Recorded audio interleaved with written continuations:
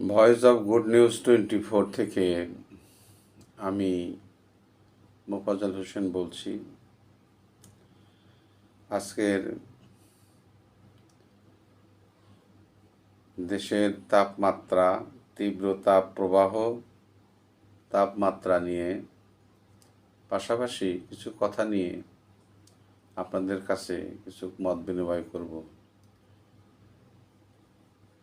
আসলে আলোচনা করতে গেলে অনেক কিছুই করা যায়, কিন্তু আজকের আপনার 22 এপ্রিল 2024 তারিখ প্রথম আলোর পত্রিকার প্রথম পৃষ্ঠায় বড় বড় হেডলাইনে যে সমস্ত কথাবার্তা বা কয়েকদিন যাবতই বিভিন্ন পত্রপত্রিকায় মিডিয়ায় এই দেশের এই তাপমাত্রা সম্পর্কে নিয়ে অনেক কথাবার্তা চলছে, লিখছেন। তীব্র তাপ প্রবাহে মৃত্যুবারে হাসপাতালগুলোকে প্রস্তুত থাকার নির্দেশ। এ বিষয়ে তীব্র তাপ প্রবাহের দিনগুলোতে অসুস্থতা ও মৃত্যু বেড়ে যায়। এবছর হাসপাতালে রোগী বেড়ে যাওয়ার আশঙ্কা আছে। প্রচণ্ড গরম আবহাওয়ার প্রতিকূল পরিস্থিতি মোকাবেলার জন্য দেশের হাসপাতালগুলোকে প্রস্তুত থাকার নির্দেশ দিয়েছেন স্বাস্থ্যমন্ত্রী সামন্তলাল সেন। গতকাল রোববার সচিবালয়ের স্বাস্থ্য মন্ত্রণালয় ও স্বাস্থ্য অধিদপ্তরের কর্মকর্তাদের সঙ্গে সভা শেষে সামন্তলাল সেন সাংবাদিকদের বলেন, দাবদাহ চলছে, এখন পর্যন্ত সবকিছু নিয়ন্ত্রণে আছে। এখন পর্যন্ত কি নিয়ন্ত্রণে আছে, কোন বিষয়টা নিয়ন্ত্রণে আছে সেটা এখানে উল্লেখ করা হয় নাই। তবে প্রকৃতির উপর কারো হাত নেই, এ কথাও সত্য। প্রকৃতির উপর কারো কোনো হাত নেই। তবে আমরা যখন তারপরে আরেকটা সংবাদ আসছে, বড় বড় হেডলাইনে আসছে, ঢাকার বাতাসে উত্তাপ বাড়াচ্ছে 5 ধরনের ক্ষতিকর গ্যাসে বাড়ছে উষ্ণতা। আরও বিভিন্ন ধরনের খবর আছে এখানে। তারপরে আছে আপনার গাছ জলাশয়হীন কংক্রিটের শহরে কষ্ট বাড়ছে গরমে। তো এই যদি হয় দেশের অবস্থা, যখন আমরা আগে টেলিভিশনে আমাদের শ্রদ্ধেয় আবুল খায়ের সাহেব একটা বিজ্ঞাপন দিতেন। উনি বিজ্ঞাপনে বলতেন যে ওইখানে যে একটা ভর্তুকি গাছ ছিল, এই গাছটা কোনো দেখি না। তো এক লোক বলতো যে গাছটা কেটে ফেলেছি। ওইখানে যে একটা অর্জুন গাছ ছিল, সেই গাছটাও কেটে ফেলেছি। তা ওইখানে একটা বহেরা গাছ ছিল, সেই গাছটার কি অবস্থা, যে গাছটা দেখি না, সেই গাছটাও কেটে ফেলেছি। তো এখন উনি দুঃখ করে বলতেন যে আপনারা সব গাছ কাইটে আপনারা আসবাবপত্র বানাইছেন, আলমারি বানাইছেন, শোকেস বানাইছেন, ইট ভাটায় আপনারা লাকড়ি বানাইছেন, তা আমি ওষুধ বানাবো কি দিয়া? তো গাছ নাই তো ওষুধ নাই। এখন গাছ নিয়ে যারা গাছ বিশেষজ্ঞ, পরিবেশবাদী, যারা পরিবেশ নিয়ে যারা চিন্তা ভাবনা করেন, যারা বিশেষজ্ঞ, যখন কোনো সংবাদ তীব্রভাবে পত্রপত্রিকায় আলোচনা হয়, চলে আসে, তখন বিভিন্ন বিশেষজ্ঞদের কথা, সুন্দর সুন্দর কথা, সুন্দর সুন্দর ভাষা, সুন্দর সুন্দর বিষয়, ক্ষতিকর বিষয়গুলো উপস্থাপন করেন। এটা জনগণ, শিক্ষিত জনগণ পত্রপত্রিকা দেখেন, পত্রপত্রিকা আর দেখেন না। কিন্তু যখন যে সমস্যাটা সৃষ্টি হয়, ঠিক সেই সময়ই সেই সমস্যার সমাধানের যে ক্ষতিকারক যে কী কী জিনিস, কী কারণে যে হলো হয়, সেই বিষয়ে অনেক উত্তাপ খবর বা বিশেষজ্ঞরা তাদের মন্তব্য বিশ্লেষণ করেন বা আমাদেরকে জানান। আমরা তো ভাই এত কিছু জানি না। তবে এইটুকু জানি যে গাছ নাকি অক্সিজেন দেয়। অক্সিজেন যদি দেয় গাছ, তাহলে তো গাছ আমাদের অত্যন্ত খুব জরুরি একটা জিনিস, খুব গুরুত্বপূর্ণ একটা জিনিস। গাছ রোপণ করার জন্য তো ওই শীতকাল, বর্ষাকাল, হেমন্তকাল, বসন্তকাল লাগে না। গাছ যখন তখনই রোপণ করা যায়। 18 কোটি 20 কোটি মানুষের মধ্যে যদি 10 কোটি মানুষ একটা করে গাছ লাগাই আমরা, তাহলে আমাদের 10 কোটি বা 15 কোটি গাছ আমরা রোপণ করতে পারবো। আমরা সেদিকে কোনো খেয়াল নাই। প্রকৃতির উপর আমরা নির্ভর করতেছি। প্রকৃতি তো প্রকৃতির কাজ প্রকৃতি করবে। কিন্তু আমাদের কাজ আমাদের তো করতে হবে। আমরা তা করি না। যখন বৃষ্টি নামে, শীত আসে, তখন আমরা পরিবেশবাদীরা বা যারা বিশেষজ্ঞ আছেন বিভিন্ন পরিবেশবাদী বিশেষজ্ঞ বা এই বিভিন্ন বিষয়ের জলাশয় বলেন, কংক্রিটের শহর বলেন, কী করলে কী হয়, কী না করলে কী না হয়, এটা সম্পর্কে যখন আলোচনা করেন তখন আর এই বিষয়ে কোনো আলোচনা ওনারা করেন না। যেমন ধরেন কোনো কারখানায় যদি আগুন লাগে, আগুন লাগার পরে ক্ষতিগ্রস্ত হওয়ার পরে তখন আমরা জানি যে এই কারণে আগুন লেগেছে, এই কারণে আগুন লাগছে, এই জিনিসটা থাকলে আগুন লাগতো না, এই জিনিসটা হলে আগুন লাগতো। নানান ধরনের কিচ্ছা কাহিনীমূলক কথাবার্তা 3 সদস্যের একটা কমিটি করে আমাদের সামনে উপস্থাপন করেন। সেই কমিটি কোথায় যায়, কী অবস্থায়, আর আমরা এর কোনোই পাই না। তো যখন কোনো দুর্ঘটনা ঘটার পরেই এই ধরনের একটা কমিটি হয় বা তদন্ত হয়। কিন্তু কোনো দুর্ঘটনা ঘটার পূর্বে যে ঘটতে পারে এই ধরনের অবস্থা আছে দেশে, এই ধরনের অবস্থা আছে, এটা খতিয়ে দেখার মতো কেউ নাই। অথচ দেখেন, আমি তো অনেক কথাই জানি না, বলতেও পারি না। আপনারা যারা যারা বিজ্ঞ লোক, যারা জ্ঞানী লোক, যারা পত্রপত্রিকায় লেখেন বা পত্রপত্রিকায় উপদেশ দেন, পত্রপত্রিকায় যারা বা বিভিন্ন ধরনের গবেষণা করেন, গবেষণার ফল উপস্থাপন করেন, আপনারাই দেশ বিদেশে যান, বিভিন্ন দেশে যান, বিভিন্ন দেশের হালচাল দেখেন, বিভিন্ন দেশের রাস্তাঘাট দেখেন, বিভিন্ন দেশের পরিবেশ দেখেন, বিভিন্ন দেশের খানা খাদ্য বা আবর্জনা ইত্যাদি সব কিছুই দেখেন। কিন্তু সেগুলো দেখার পর আমরা তো দেখি না, আমরা তো ওই নিরালা মোড় পর্যন্ত যাই, আবহাওয়া অফিস পর্যন্ত আসি, আমাদের গন্ডইল কুয়ার ব্যাঙের মতন।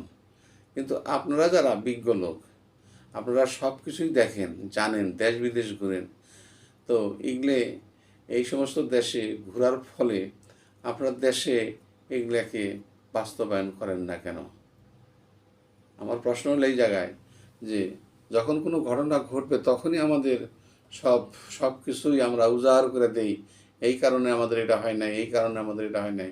কিন্তু কারণ ছাড়াও তো আমাদের এই বিষয়গুলো নিয়ে তদন্ত করা উচিত। বিভিন্ন জায়গায় অব্যবস্থাপনা আসছে, সেই অব্যবস্থাপনাগুলো আমরা সুন্দরভাবে আমরা সময়ে অসময়ে আমরা বিষয়গুলো নিয়ে আলোচনা করে এগুলাকে সঠিকভাবে আমরা করতে পারি। আমাদের বাংলাদেশের রাজধানী ঢাকা শহর আমাদের প্রাণকেন্দ্র, ঢাকা শহর আমাদের ব্রেন, আমাদের মস্তিষ্ক। সেই ঢাকা শহরে আজকের পত্রিকায় দেখলাম ঢাকা শহরে গাছগাছরা বা পরিবেশ সবুজায়ন থাকার কথা 20%, সেখানে আছে মাত্র 8.5%। তাহলে এই ঢাকা শহরের এই মানুষগুলো, এই জ্ঞানী মানুষগুলো যারা উচ্চ লেভেলে বাস করেন, তাদের জীবন এবং তাদের জীবনযাত্রার মান তারাই ভালো জানেন এখানে কি করা দরকার।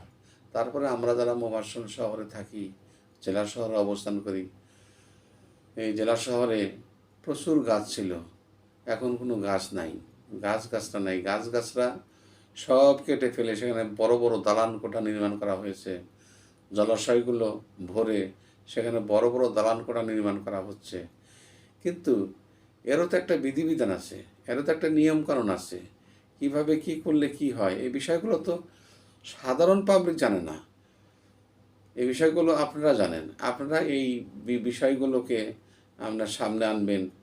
পরিবেশবাদী থেকে শুরু করে যারা এই কাজে যারা সম্পৃক্ত, তারা আমাদেরকে পথ দেখাবেন, আমাদেরকে নির্দেশ দিবেন, আমরা সেইভাবে কাজ করব। সেটা শীত, গ্রীষ্ম, শরৎ, বসন্তকাল না।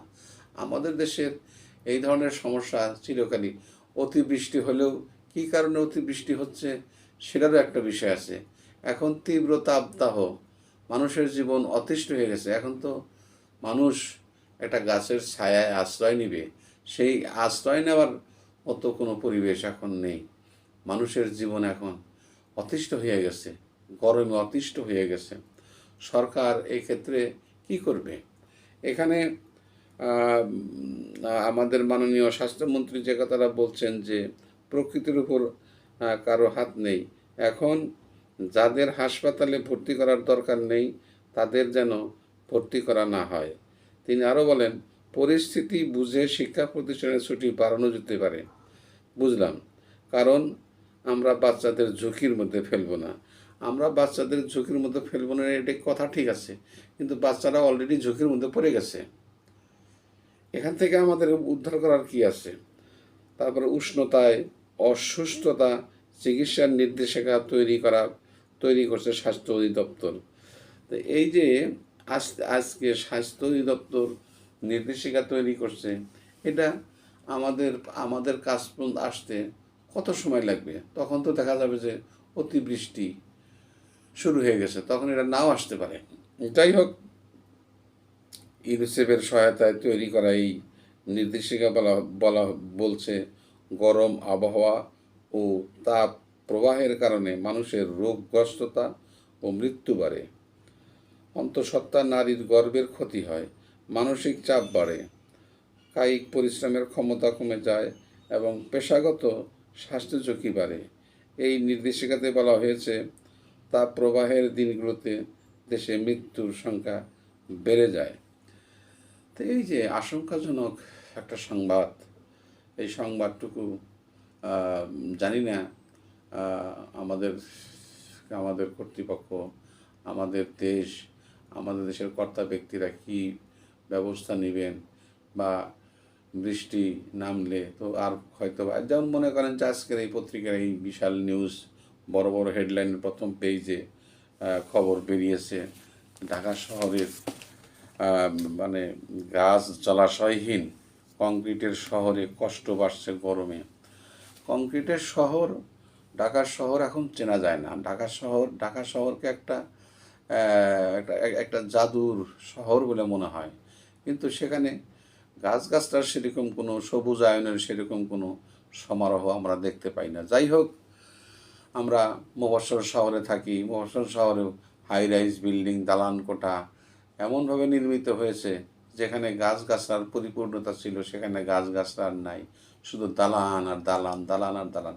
সুতরাং আমাদের এই অস্বস্তিকর পরিবেশ, আমাদের এই অবস্থা দিন দিন বাড়তেই থাকবে। আমরা জানি না, আমরা আমরা আপনারাই ভালো জানেন যে বিদেশের মানুষ কীভাবে জীবনযাপন করে, তারা কিভাবে চলে, তারা তাদের দেশকে কিভাবে সাজিয়েছেন, তারা কিভাবে পরিবেশকে রক্ষা করতেছেন, এটা আপনারাই ভালো জানেন। আপনারা সেই দিকটা চিন্তা বিবেচনা করে আমাদেরকে একটু রক্ষা করেন। আমরা সাধারণ মানুষ, আমাদের বেশি উচ্চ আকাঙ্ক্ষা নাই। আমরা শুধু খেয়ে পরে ভালোভাবে গাছের ছায়ায় হোক, টিনের ঘরেই হোক, একটু স্বস্তিতে থাকতে চাই। আমি আজকে এই কথাগুলো বললাম এই কারণে যে আসলে আমি একটা সামান্য একজন মানুষ, এই পৃথিবীর একজন বাসিন্দা। আমি বেশি দিন বাঁচব না, তারপরেও আমি আমার দায়িত্বটুকু আপনাদের কাছে আমি আমার কথাগুলো বললাম, আমার আবেগের কথাটুকু বললাম। বাদ বাকি আপনাদের ইচ্ছা, আপনারা যেভাবে ভালো মনে করেন সেভাবেই কাজ চালিয়ে যাবেন। তবে আমি সবার প্রতি দোয়া এবং মঙ্গল কামনা করে আজকে এখানেই আমি আমার এই বক্তব্য শেষ করছি। আসসালামু আলাইকুম ওয়া রাহমাতুল্লাহি ওয়া বারাকাতুহু।